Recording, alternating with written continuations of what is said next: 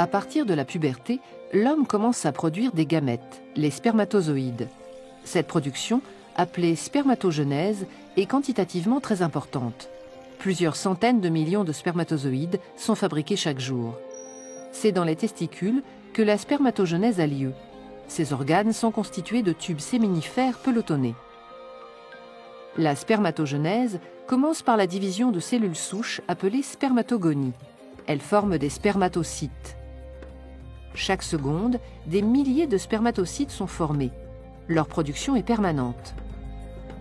Ces spermatocytes se divisent à leur tour et forment des spermatides qui pourront se différencier progressivement en spermatozoïdes.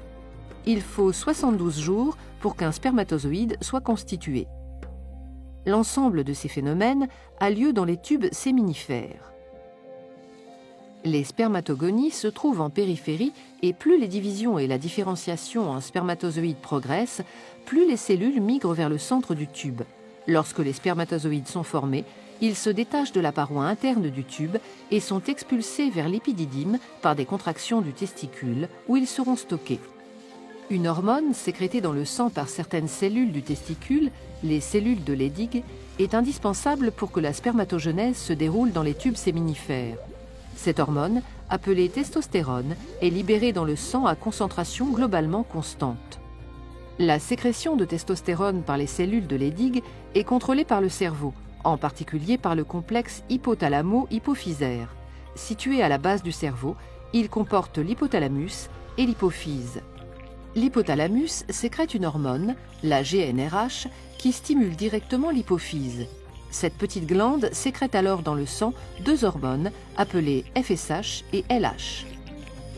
La LH agit au niveau du testicule. Elle stimule la sécrétion de testostérone par les cellules de Leydig. La FSH agit aussi au niveau des testicules, mais directement sur certaines cellules des tubes séminifères. Elle active la spermatogenèse. LH et FSH sont donc indispensables à la fabrication des spermatozoïdes dans les tubes séminifères.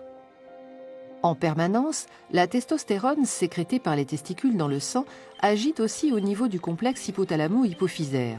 Plus la concentration sanguine en testostérone augmente, moins l'hypophyse sécrète de FSH et de LH.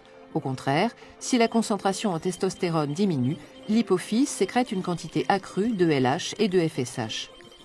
Ce phénomène est qualifié de rétrocontrôle négatif exercé par le testicule sur le complexe hypothalamo-hypophysaire.